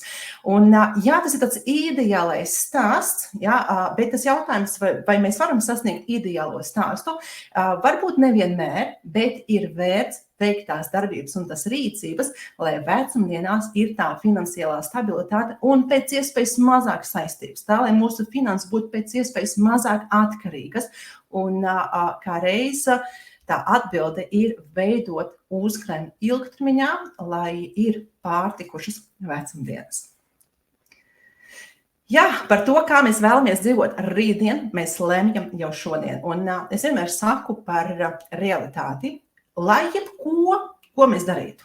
lai jebkāds rīcības darbības izvēles būtu tagad, mēs visi nonāksim realitātē. Mēs visi nonāksim tajā nākotnē. Un ir forši, ka šīs mazās rīcības darbības izvēles tagad, šie 5 eiro, šie 10 eiro, šie 20 eiro, gadās, kad var vairāk, bet šīs izvēles un rīcības šodien un šie lēmumi šodien arī iedod to nākotnes realitāti, kas ir mūsu sapnis. Ļoti iedvesmojoši. Man liekas, būtiski jau lidoju šeit un sākšu arī jāpatlūko sava kopbilde, jā. Un, man likās, ka tu aizmīgi, ja nevis tevi iedvesmoju. Bet, zini kā, es, man liekas, varu par šo runāt. Ja es nebūtu tam izgājusi cauri pati, ja man nebūtu tās pieredzes, ja man nebūtu to visu stāstu ar maniem sekotājiem, kad es parādu viņiem to potenciālu viņu budžetā, un kad viņi nodzīvo to gādu ar šo potenciālu, kad viņi man pasaka, Aline, paldies, es iepriekš neredzēju, ka ir iespēja, tad iespējams es nebūtu tik emocionāli, bet es vienā intervijā teicu, ka esmu gatava iet un kliegt, ka cilvēki jūsu nauda ir jūsu potenciāls. Pat ar mazu budžetu ir jāzina savas iespējas, ir jāzina savas tiesības, un mēs varam to darīt. Bet jā, Lauri, lūdzu apkopo informāciju par visu webināru sēriju. Nu tieši tā, jā, 4 webināri, nu jau aiz muguras, jā, esam jau pie finiša taisnes, un tad vienkārši tā konspektīvi sapratīsim, kas tad ir jādara un kā mums rīkoties. Un tad pirmais pārliecinamies, ka mūsu otrā pensiju līmeņa plāns ir atbilstošs mūsu vecuma grupai. Ja? Tad to pirmais paskatāmies. Otrajā webinārā to var redzēt, kā to izdarīt. Tālāk. Regulāri sekot līdzi izmaiņām pensijas neesi vienaldzīgs, jo tā ir arī tava nauda. Jā, pensijas sistēmā mēs esam visi strādājošie. Un jā, notiek izmaiņas, pārsvarā pozitīvas izmaiņas ar jaunām iespējām, kā piemēram mantošana. Tāpēc jā, sakojam līdzi, aicinu arī tiešām regulāri skatīties Indexo bloga rakstus, jo mēs regulāri liekam visādas ziņas, kas nāk par dažādām iespējām. Un, jā, droši piesakamies viņiem, jo es zinu, ka arī e-pastos tie nāk. Tālāk, katra individa situācija ir atšķirība, vērtējot to atbilstoši savai izpratnē. Tātad, jā, caur šiem webināru sērijām es ceru, ka krietni gudrāk, esam vismaz kaut ko jaunu uzzinājuši, jā, un ar šo te jauno prizmu izvērtējam savas iespējas un saprotam, kas mums pašiem ir izdevīgākais, lai vecumdienas mēs varētu piedzīvot bezrūpīgi. Un arī, jā, tātad jebkurā gadījumā šī te uzkrājuma veidošana ir maratons, nevis sprints. Jā, tātad kādam tie kilometri vēl ir tuvāk, kādam tālāk, bet jebkurā gadījumā šis viss nenotiek vienā dienā. Atkal, bet šie mūsu dažu dienu lēmumi var ietekmēt šo te rezultātu, cik mēs labi jutīsimies pēc finiša, pēc pensijas sagaidīšanas. Un tie, kas skrien, jau noteikti zina, kad sagatavojoties, jā, tas finišs ir daudz patīkamāks. Tāpēc izdaram savu mājas darbu, sagatavojamies, un tad jau finišā viss būs kārtībā. Un arī par to pašu laiku, pensija ir viena no tām lietām, par kur mēs parūpējamies, bet ar to nāk arī citas lietas un apziņas, ko mēs varam darīt ar saviem personīgajām finansēm, un paši jau šī procesa laikā tiešām būt apzinīgāk, jā. Un, jā, tā teikt, tas par mums pašiem, bet jāparūpējas jau ne tikai par sevi, vai ne, Alīna? Jāparūpējās ne tikai par sevi, un īstenībā pirms es iesākšu šo slaidu, man ir viens komentārs par iepriekšējo, vai tu vari pārslēgt? Par šo te individuālām situācijām, un katram viņa ir atšķirīga. Es to iesaku katram, kurš griežas pie manis pēc palīdzības, un to es izgāju arī es.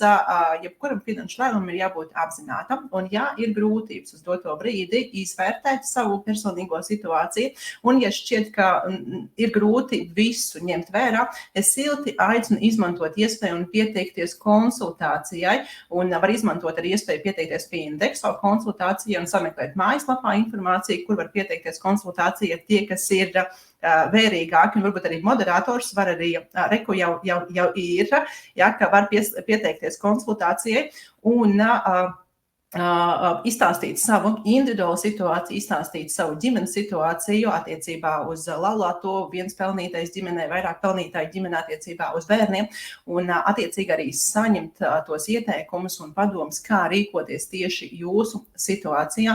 Izmantojiet silti šo iespēju, arī es kādreiz viņu izmantoju, lai varētu samodelēt to iznākumu vecumdienās, lai varētu izvēlēties to iespēju, kas man der vislabāk. Un tagad par to, kā rūpēties arī par citiem. Jā, finanšu pratība sākas ar mums katru, bet kas ir tas pozitīvais, ka tajā brīdī, kad mēs runājam ģimenē, kad mēs runājam ar partneriem, kad mēs runājam ar kolēģiem, ar draugiem, ar paziņām, mēs katrs ar savu vārdu ietekmējam finanšu pratības attīstības sabiedrībā. Un ja mēs katrs kā individs attīstam savu finanšu pratību, tad arī sabiedrībā kopumā, tāds kā tauriņa efekts, ja, tā kā sabiedrība kopumā attīstās un arī tā finansiāla labklājība kopumā uzlabojas. Un tajā brīdī, kad mēs par savu pensiju esam visu sapratuši, visu noskaidrojuši, un kad saprotam arī par citiem ilgtermiņa uzkrājumiem, tad ir īstais laiks atcerēties, ka mums ir arī bērni, ka mums ir arī mazbērni, un ka mums ir arī vecāki un vecvecāki, un nodot informāciju, nodot zināšanas tālāk. Un es gribu pāris vārdus minēt attiecībā uz bērniem, jo bērni ir jaunā paudze, un tā ir tā paudze, kas pēc tam tā kā kopumā rūpēsies par mums, par cilvēkiem, kas nonāks vecumdienās. Un bērnu un jauniešu izpratne par finansēm uz doto brīdi ir dzīvosim šodienai, bet arī jau ir pētījumi, ka šī tendence nedaudz mainās. Bet ir jāsaprot bērna psihe un tas, kā bērns uztver pasauli. Tajā brīdī, kad bērns iet veikalā, tajā brīdī, kad viņš ir kaut kur sabiedrībā, visu, ko viņš redza, sociālos mēdījos, informāciju, stendi, reklāmas, produkti, tas viss priekš viņi ir piedāvājums. Un bērnam tā psihe, viņam vēl grūti saorientēties, kā uz šo piedāvājumu rēģēt. Un es domāju, ka tiem, kam ir bērni, viņi ļoti labi atpazīst šo situāciju, kad bērns iet veikalā, viņš gribu, šo gribu, mama šo un šo gribu. Un tas ir normāli atbilstoši bērna vecumam. Bet mums ir svarīgi, kā vecākiem, veidot tādu finanšu identitāti bērniem, lai viņi veikalā, sabiedrībā, patērēt sociālos mēdījos un citviet saprastu savas vērtības un saprastu savu reakciju uz šo piedāvājumu. Un tāpēc jau kopš pirmajiem ienākumiem mēs varam radīt bērniem ieradumu uzkrāt un rūpēties par šiem ienākumiem tieši ilgtermiņā, jo tas, ziniet, tas arī iedos tādu sirds mieru mums kā vecākiem, ka mēs esam parūpējušies par to finanšu domāšanu, ka bērns spēja redzēt šo finanšu kopbildi un kā viņu tagadnes lēmumi ietekmē viņu finanses arī nākotnē. Un mēs kā vecāki esam atbildīgi par to, lai finanšu jautājumi bērniem būtu ierasta kārtībā, lai viņi zinātu, ka viņiem ir iespēja, ka viņi var pameklēt informāciju, ka viņi var pieteikties konsultācijai, ka viņi var uzdot 101 jautājumu, kamēr viņiem ir skaidrs. Un tā ir mūsu atbildība arī radīt tādu veselu zinātkāri par savām personīgajām finansēm, par savām iespējām, lai mūsu bērni arī kļūtu finansiāli neatkarīgi un lai viņam arī būtu tā finansiāla stabilitāte nākotnē. Un es silti aicinu pēc šiem webināriem un vispār ikdienā kopumā vairāk runāt par finansēm, vairāk jautāt bērniem, saviem vecākiem, saviem draugiem un paziņām dažādus jautājumus, kas ir saistīti ar finansēm. Vai tu uzkrāji vecumdienām, kā tu to veici, kā tu to plāno, jo apmainoties ar informāciju, mēs varam arī saprast, kas no tā vislabāk der mums. Tā kā parūpējamies arī par citiem un finanšu pratību sabiedrību kopumā. Jā. Lauri, nākamais slaids. Es šodien tev šokēju. Jā. Tas ir viens no jautrākajiem. Es tādu ziļu ieelpu, izelpu, aiziet. Labi, es turpināšu iedvesmot, bet ne tagad. Tagad mums ir laiks jautājumu un atbilžu sadaļai. Tā, komentāros jūs varat turpināt uzdot jautājumus. Es redzu, ka jūs esat jau uzdevuši jautājumus, un mums moderators arī tagad uzliks uz ekrāna šos jautājumus, bet jūs varat arī turpināt, un tajā brīdī, kad mēs sapratīsim, ka laiks iet uz beigām, es arī paziņošu, ka šis būs pēdējais jautājums. Un cilvēki izmantojiet arī jūs, iesūtiet jautājumus arī privāti. Man ir virkne ar ziņām, vēl neatbildētiem, bet, ja kāds skatās un gaida man atbildi uz savu jautājumu, saņemsiet, man tikai nedaudz vajag laika. Pirmais jautājums, Lauri, tad ko jūs iesakāt pāriet uz dinamisko vai riskantāko veidu no parastā? Šis laikam ir attiecībā uz ieguldījuma politiku, un plāna īpatsvaru 100% akcijas, 50-50 vai obligācijas, vai ne? Jā, uz to pusi, jo man liekas, dinamiskais vai riskantākais ir sinonīmi, vismaz es to tā uztveru, un parastais tas ir pa pusē, kas arī mums Latvijā ir populārākie pensiju plāni pēc dalībnieku skaita. Un kā jau mēs visu webināru laikā to teicām, vienkārši atbilstoši vecumam. Un tad es domāju, tā ir tā vienkāršākā un pareizākā atbilde. Tad caur Mana Pensija LV saprotam, kurā kategorijā mēs iedaramies, un tad arī izvērtējam visus plānus, kā tad tie ir strādājuši. Jā, otrajā webinārā ļoti labi var viss izdarīt, izstāstīt. Jā, atbilstoši vecumam un noskatieties otro webināru, Lauris ļoti labi tur par šo izstāstīja. Nākamais jautājums. Jā, sakiet, ja ir 56 gadi, pagaidām ir indekso 47,57, bet vai nav par ātru pāriet uz 55 plus? Lauri, vai tu varētu nokomentēt, jo šis ir konkrēti par indekso plānu? Jā, tad ja kas der abās pusēs, jā, tad saprotam, tie 55 plus plāns, tas ir tikai un vienīgi obligācijas. Un atkal tas 47,7 iet pa pusēji aktīvais. Un šeit ir tā dilemma, un tad tiešām aicinu pašam izvērtēt, vai, laikam, cik mēs varam riskēt ar to kapitālu, vai mums, varam cerēt, riskēt, un palikt tādai pusē aktīvajā plānā, vai jau censties nosargāt esošo kapitālu, un tad pāriet 100% obligāciju plānā. Tā kā tas tiešām ir individuāli, iespējas ir abas, un tad tiešām jāsaprot par to risku, ko mēs vēlamies uzņemties. Un ja kas, abi divi ir kārtībā. Jā, var arī ieskatīties prospektā un arī paskatīties uz informāciju, kur līdzekļi konkrēti tiek ieguldīti un kā tiek arī līdzsvarot riski. Tas bija tas, par ko es jums stāstīju otrajā webinārā, un es domāju, ka tas arī varētu palīdzēt pieņemt gala lēmumu.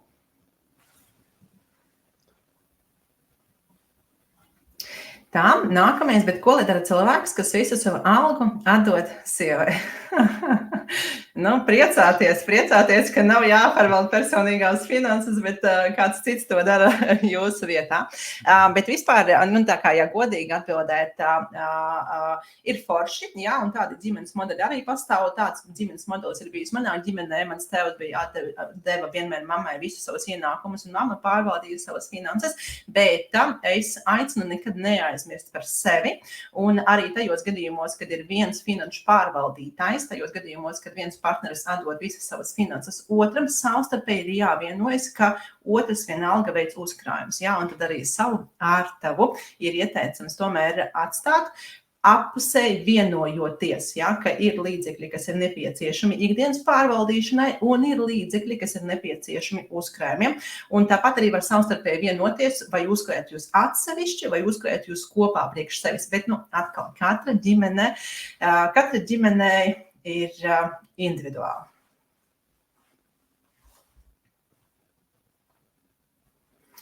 Vai Lauris pasniedz individuālas konsultācijas? Lauri, pastāsti, kur cilvēki var griezties, lai viņi varētu tieši pie tevi saņemt konsultāciju un uzzināt ne caur ekrānu, bet klātienē informāciju par pensiju līmeņiem un plāniem. Jā, mani klātienē būs grūti atrast, bet tāda iespēja ir. Varu nedaudz pačukstēt par mūsu nākotnes plāniem. Mēs Indexo plānojam doties, ko mēs vispār iepriekš esam darījuši, iet pie juridiskām personām uz uzņēmumiem un tad konkrēti arī stāstīt lielākai publikai šādus te seminārus vai webinārus, atkarībā, kas ir ērtāks. Ja? Tur mēs cenšamies iekļauties pusstundā, un, ja gribās mani satikt klātienē, info@indexo.lv, var atstāt savu kontaktu informāciju, uzrakstīt vēlos tieši Lauri, un arī šajā linkā ir ielikts indexo.lv semināriem. Tur, caur to arī var centralizēt arī atstāt informāciju. Ja? Un, ja gribās šādi, tad šādi. Jā, un būs arī komentārs īstenībā no manis, par cik mēs jau vairāk kā mēnesi kopā ar Indexo komandu strādājam. Jā, es arī vēlos pateikties Laurim par viņa atsaucību un prasmi paskaidrot lietas, bet tepat īstenībā visi Indexo darbinieki, kas sniedz konsultācijas, ir pieredzējoši un prasmīgi. Jā. Nākamais jautājums.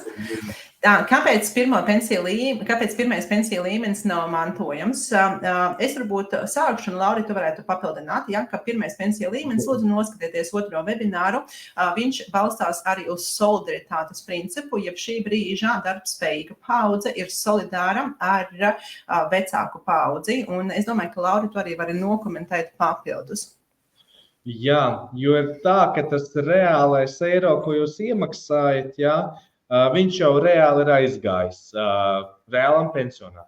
Atkal tas, kas mums reģistrā stāv, tas ir reģistrs, un attiecīgi, kā saka, tur ir tā solidaritāte, ka tos eiro, ko mēs kā pensionāri šobrīd saņemam, mēs dabūsim no šodienas maksātāja algas. Es ceru, ka jūs saprotat to solidaritātes principu, un tāpēc tas arī nav mantojams, jo, tā tas strādā. Tā kā tas viss jau ir iekšā valsts marciņā.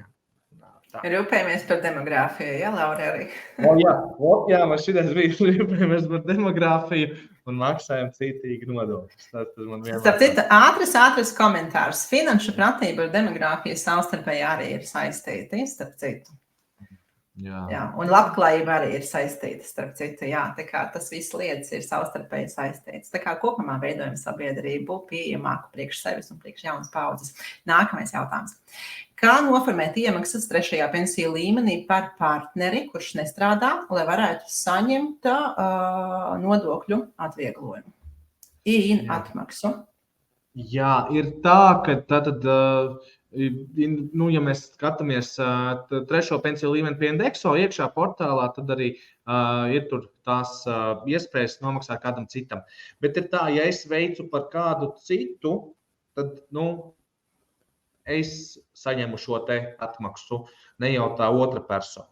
Un, tāpēc, ja es maksāju, es saņemu atmaksu. Un viņš neiemaksā, viņam veidojās tas kapitāls, forši, bet nav šī te nodokļu atmaksa.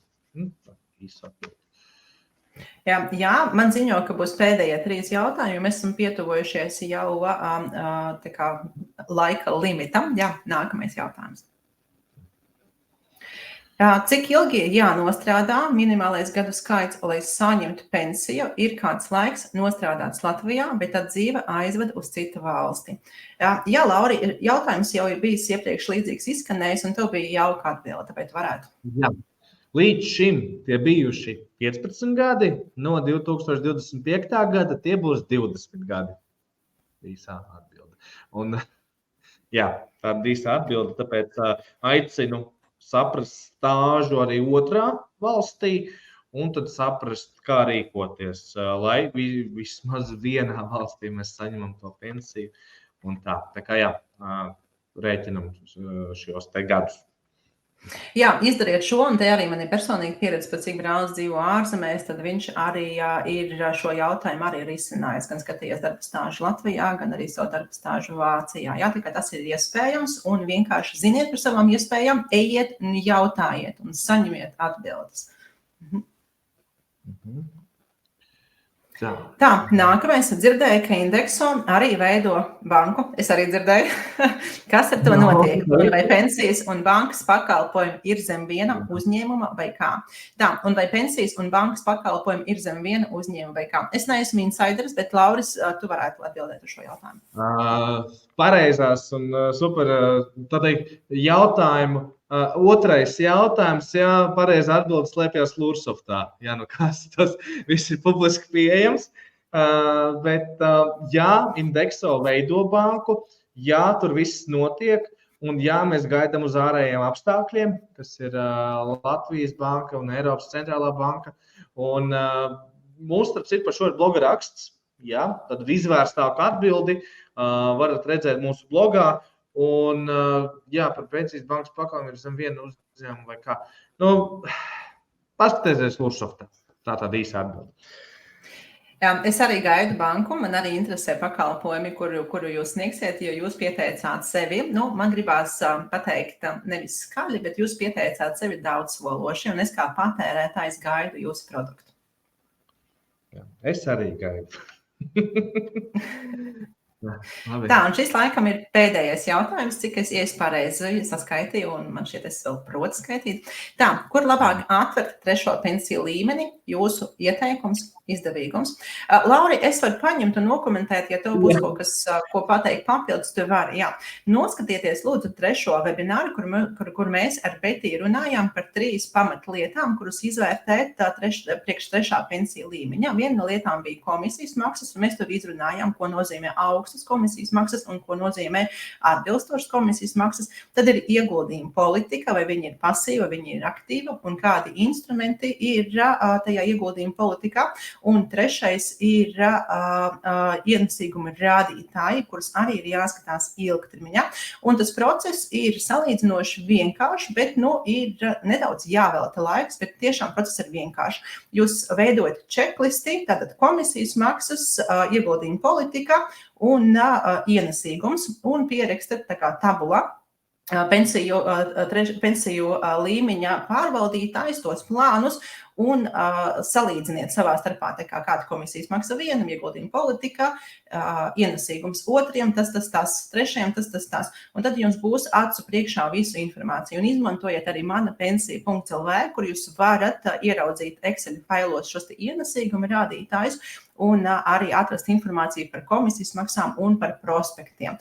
Kur labāk vienmēr jāpieņem lēmums individuāli, jo tā finanšu lēmumi ir katra cilvēka personīga atbildība, un vislabāk, ja mēs balstam savu izvēli uz sava pamatojuma, tad mums ir arī skaidrs, kā rīkoties gadījumā. Ja kāds kādam iesaka, kā rīkoties, tad mums ir grūti pieņemt lēmumu vēlāk, jo mēs nezinām, uz kā ir pamatojums. Tā kā tas ir individuāls lēmums, skatieties trešo webināru. Neko nepapildināšu, izcili. Ir vēl viens jautājums. Kas notiek, ja neizvēlas mūža polisi, tad otrais pensiju līmenis izdala uz vidējo prognozēto gadu skaitu pensijā, un ja dzīvo ilgāk, tad valsts subsidē nodrošināt līdzinējo pensijas apmēru. Izcili pateikts, atbildējām paši savu jautājumu. Tad gan pirmo, gan otro līmeni izdala uz vidējo prognozēto gadu skaitu, un ja dzīvo ilgāk, jūs esat nopelnījuši vēl naudu no valsts, un tā tas arī notiek. Viss ir pareizi, Ilze, malacis. Pareizi saprat. Labi. Jā, un šis bija pēdējais jautājums. Jā, šis bija pēdējais jautājums. Es no savas puses vēlos pateikt milzīgi paldies katram skatītājam, kurš pieslēdzās tiešraidē. Es vēlos pateikties Indexo par šo iespēju, par šo sadarbību. Es izbaudīju katru minūti un katru stundu, ko mēs pavadījām aizkulisēs backstage'ā, gatavojot šo saturu un arī veidojot ģenerālu mēģinājums. Tiešām viens no tiem projektiem, ar kuru es lepojos un ar kuru es turpināšu arī dalīties un kuru turpināšu ieteikt, tad, kad man jautās, mani sekotāji pastāst par pensiju 2. līmeni, par 3. līmeni. Man tagad ir iespēja vienu vietu parādīt cilvēkam, kur var atrast visu informāciju. Visi webināri ieraksti būs pieejami indexo.lv sadaļā blogs, un jūs doto brīdi slaidā arī redzat šo saiti. Un es arī ar vienu atskaktiņu ieraudzīju, cik ilgi būs pieejami webināri. Tad uz doto brīdi tiek plānots, ka viņi būs pieejami uz visiem laikiem. Ja? Ka viņi būs pieejami kā saturs, kuru varēs skatīties un kuru varēs arī patērēt. Un dalieties lūdzu ar šo informāciju ar draugiem, ar paziņām, ar kolēģiem. Pārunājiet, noskatieties un pārunājiet virtuvē, darbā pie kafijas arī šos jautājumus. Tas palīdz to finanšu pratību vairot. Jā, un no savas puses, gan personīgi varu teikt, paldies, Alīna. Šīreiz bija diezgan iespaidīgi.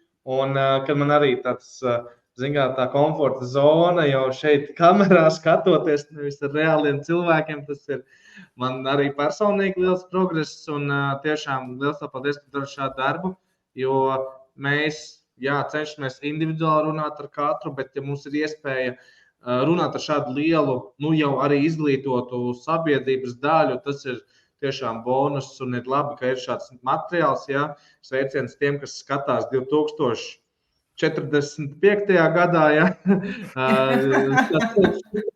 sveiciens visiem tiem un, ceru, ka šis aizies tautās un sabiedrības kopējā finanšu pratība ar to arī uzlabosies. Nu, lūk, kas, saziņai. Jā, un ierasta arī lietas saziņā. Jūs varat izmantot informāciju, kas ir pieejama uz doto brīdi. Jums ekrānā manā mājaslapā alinazele.lv sadaļā kontakti. Jūs varat atrast manu e-pastu un sociālajos mēdījos mani varat atrast ar tagu @alina.zele. Un izmantojiet arī iespēju sazināties ar Indexo un pasurfojiet Indexo mājaslapā. Viņi ir gan vizuāli baudāmā, gan arī saturiski ļoti pārdomāta. Un Indexo e-pasta ir info@indexo.lv un cik atceros tieši ar šo e-pastu var arī pieteikties konsultācijai pie Laura. Labi, tie, kas vēl turpina mūs skatīties, ļoti īsi varbūt, ja kādam ir luste un vēlme, ierakstiet komentārā, kas ir tas jaudīgākais, ko jūs paņēmāt no šiem 4 webināriem un no šī laika, ko mēs pavadījām kopā. Man gribētos, es zinu, ka mēs jau esam pārtērējuši laiku, bet man gribētos izlasīt, kas ir tas, ko esat paņēmuši, un varbūt arī jau kādas darbības esat veikuši. Jā. Un es lasu, paldies lektoriem, vienkārši saprotama leksika un saprotams informācijas pasniegšanas veids.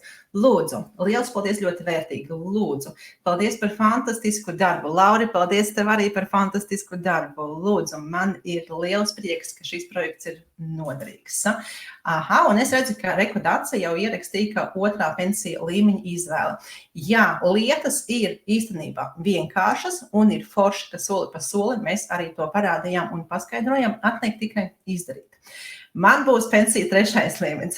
Jā, un es vienmēr saku, ka nevajag uztvert finanšu produktu labu vai sliktu. Ir jāuztver finanšu produktu, vai viņš der man, vai tā priekšrocības der man. Un pensija 3. līmenis ir viens no tiem labiem soļiem, ko darīt un ko pildīt, lai uzkrātu vecumdienām.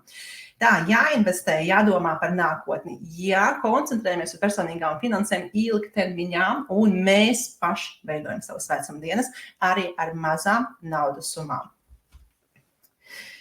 Aha, un piesaisties pie viena galda ar vīru un izrunāt visu pensiju līmeņu šī brīža plānus, kuras esam un par kopīgajiem sapņiem vecumdienās. Jā, un šis arī saliedē attiecībās, jo parādās jauns topiks, par ko pārunāt, par ko sapņot.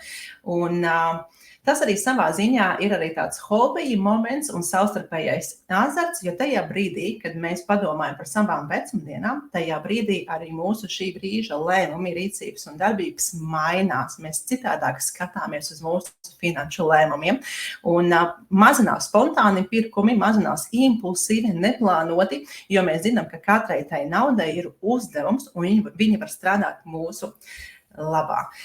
Mēs esam izdarījuši pamatīgu darbu. Man pilnībā jau tāda vaigi sarkani no prieka un smaidīt jau grūti. Tiekamies pensijā. Ar šo arī komentāru es noslēgšu. Tiekamies pensijā. Moderators, ja tev ir iespēja, vai tu varētu lūdzu uztaisīt screenshotu tiem komentāriem, es gribētu pēc tam vēl izlasīt. Tiekamies pensijā, paldies par šo laiku, paldies par šo iespēju būt, uzstāties, iedot zināšanas, iedvesmot, iedrošināt. Jā, paldies jums. Atā. Jā, atā, tiekamies.